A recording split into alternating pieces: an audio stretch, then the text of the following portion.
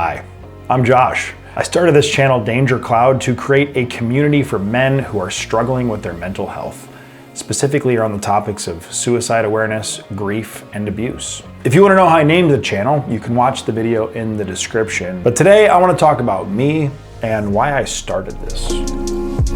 Why this channel is so important to me and why I think it might be important to you. I see the world differently than a lot of people because of my past experiences.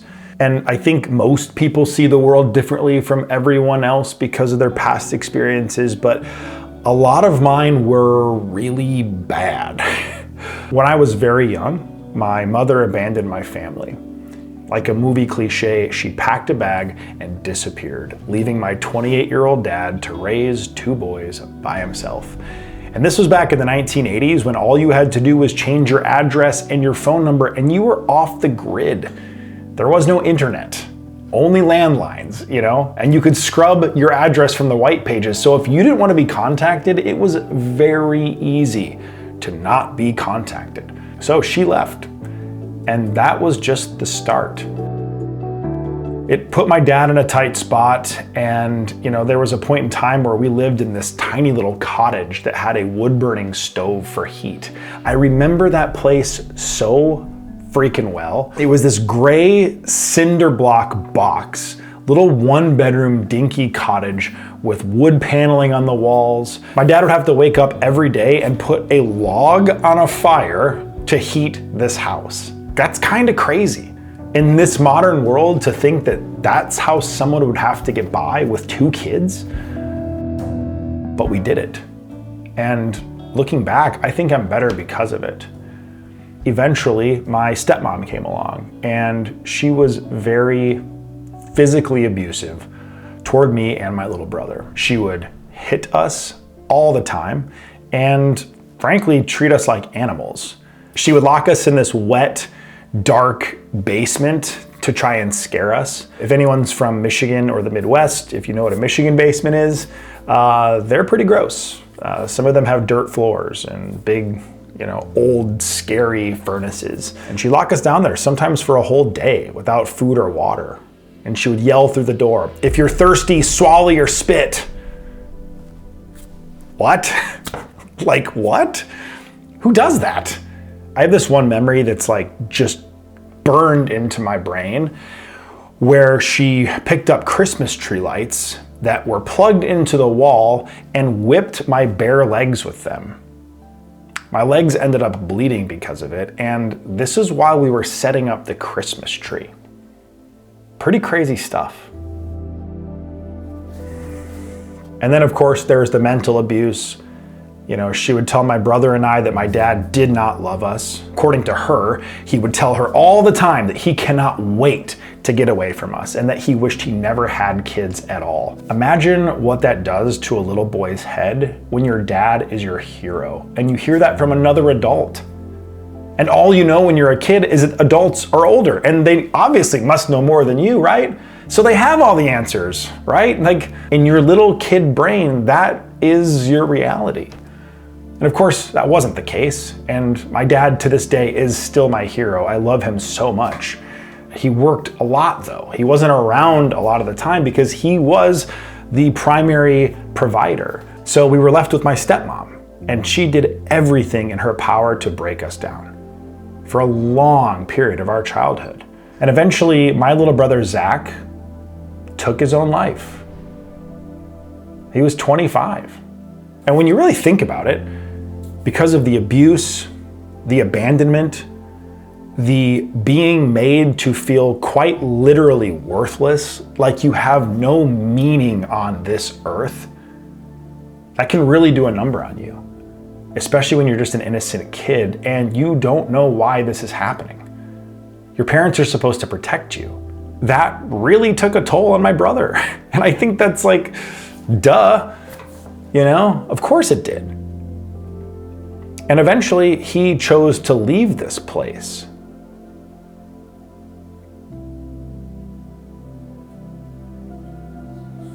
That sucks. And when I say that I have a different outlook or the way that I see the world is different, it's because I've seen the darkest parts of it.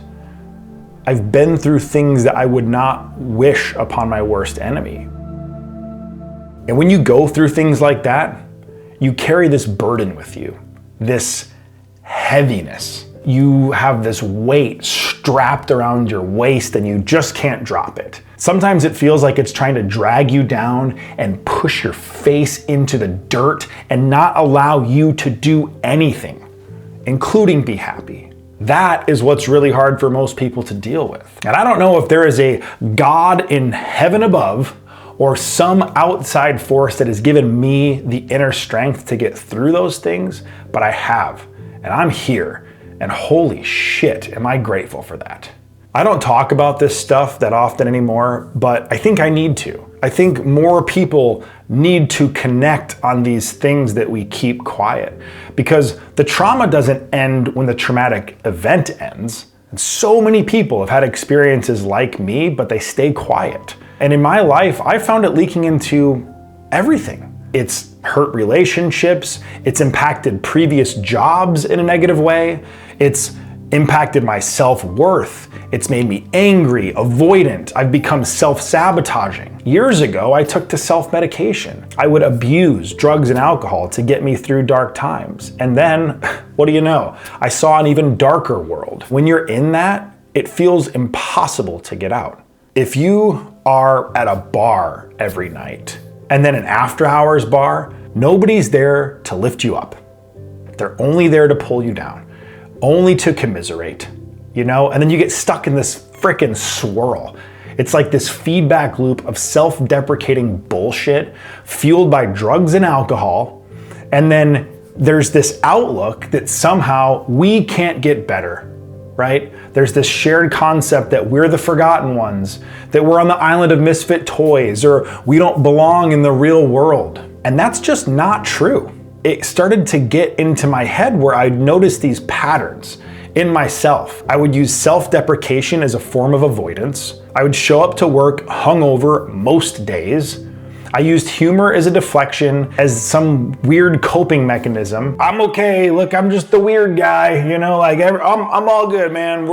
Life throws you curveballs. Meanwhile, I'm just like dying on the inside. You know, I was doing comedy back then and I was on stage every night. I was doing stand-up, I was doing improv, I was doing sketch comedy. And as a comedian, I look back at some of the material I was doing back then and ugh. I don't have regrets, but man, am I embarrassed by some of the things I said. I was trying to cover up my own pain by making fun of my loss and grief and other things, you know? Hell, I would even make fun of my little brother killing himself. So every night, rather than facing the pain, I would just reopen the wound and then feel even worse about myself. That guy who I used to be, the forgotten one, the guy who used every possible thing as a coping mechanism rather than just accepting it and trying to heal and move forward, that guy sucked. That guy sucked bad. And I left that guy in the past a long time ago, and I am so happy to have left that guy in the past. Fuck that guy. Truly. And you know what? You're allowed to say it too. Fuck that guy. He sucks. It took a long time for me to heal. Way longer than it probably should have because of the self-destructive behaviors. And look, because of my loss, losing my brother to suicide, I'm still healing. I will always be healing and learning and improving. You know, this whole thing, this whole life, it's an evolution. And about 8 or 10 years ago, I finally started to see through the fog. My danger cloud started to go away, you know, because I forced it away. The weird part is that I got so comfortable living in that cloud that it was scary to not be in it. If things were going too well, that was actually frightening to me. So I would self-sabotage. You know, it's like I needed to get back into that danger zone to feel comfortable. It was my armor, and it was wrong. It was all wrong. It was contradictory to what I actually needed to heal and move forward. And like so many other guys, no one could tell that I was in it. But I forced myself out. I fucking forced it. I started moving forward. I got back in the gym. I started eating right. I had a woman who cared about me and wanted me to succeed. So that gave me a sense of purpose. And all I wanted for myself was to be something. I've always wanted to be something, but I was letting the darkness, I was letting the cloud hold me back. And because I stopped drinking all the time, guess what? I could focus. What do you know? Work became exciting. And because it was exciting and I was doing better at work, guess what? I started succeeding at work and I started moving up the chain and I built deeper relationships and people wanted to be around me. People noticed I looked different. Dude, that's a crazy moment in time when you don't think you look any different because you've just been behaving the same way for a long time, but you're actually like withered because you're just a mental head case and you're self-medicating every night. And people would stop me and say, hey, bro, you look healthier. Like you look better. And I felt healthier. So that was like a nice boost. You know, and before I knew it, I had this snowball of positivity. It was a feedback loop of positive interactions rather than this downward doom spiral. And there's no silver bullet, okay? It doesn't just happen overnight. If you're in this, it's small little shifts. You shift your language. You create boundaries. You become more self-aware. Ask for help. Goddamn, it's okay if you're not doing well. Ask somebody. Say, hey, I just need a friend. It's all good, man. You're making progress by doing that. And progress is not always sexy, but it is necessary if you want to be a better version of yourself. I know I did. Think about who you want to be. 5 years from now, 10 years from now, would that person be proud of the decisions you're making now? If you frame it that way, you start taking different steps. If you want that guy to be proud of you now, you'll just behave differently. As a side note, there was a point where I actually felt guilty leaving my old life. The people I kept company with, they were all in the same headspace. We developed this camaraderie over depression and unhealthy habits, and that's not okay. That's unhealthy. That is going to stifle forward momentum. But they're my friends. And like, honestly, I still care about a lot of them. I want them to succeed. But I had to walk away, you know? It ostracized me from the group. And so I've been walking this lonely path for the last decade, but I'm better, you know? And I know it's the right path. Carrying the darkness of my little brother, that is something that only I deal with. I have to work on that myself. No one else can heal you. You've got to do it on your own. Doing that put me in isolation. My experiences are very specific. Physical abuse, psychological abuse, child abandonment, losing a brother to suicide. The isolation, it kind of helped me see that. It forced me to be introspective and it forced me to figure out what I need to heal and move forward. Therapy helps, community helps, but you have to make the first step. I want to use what I have now, all of the education, all of the healing. I want to create a platform to connect people. I'm not a therapist at all. I'm just gonna share. And I wanna build a community of guys who have been quietly going through the same things, just drowning in silence. If I can help even one person shorten their suffering or see things in a more positive way, or I don't know, feel a greater sense of self-worth, the whole thing is worth it. So I hope this channel becomes a place to breathe, a place to share thoughts, experiences, and advice. You know, sometimes serious, sometimes silly and comedic. Life is absurd, you know? The irony and absurdity of life should be talked about, in my opinion, not run from, even when things get bad. Hell, especially when things get bad, let's point out the absurdities. And I want guys to know this is a place they can feel comfortable coming to and connecting with others. We're in this crazy life together, okay? And I want you to know me as someone who cares about you. My name is Josh. My little brother Zach killed himself. I was very physically abused as a child, and I don't let that define me. It won't ever go away. I'll carry it with me for the rest of my life. But what I once considered a huge weakness is now one of my greatest strengths. And using that in a productive way, in a positive way, that's really cool. It makes me feel cool. I want to be cool. I want us all to feel cool, man. I don't expect this channel to do millions and millions of views. I honestly, frankly, I kind of expect for it to be overlooked because most mental health stuff does get overlooked. Most real serious like suicide awareness stuff usually kind of gets buried, whether it's because of trigger warnings or otherwise, but like this is important. We should talk about it.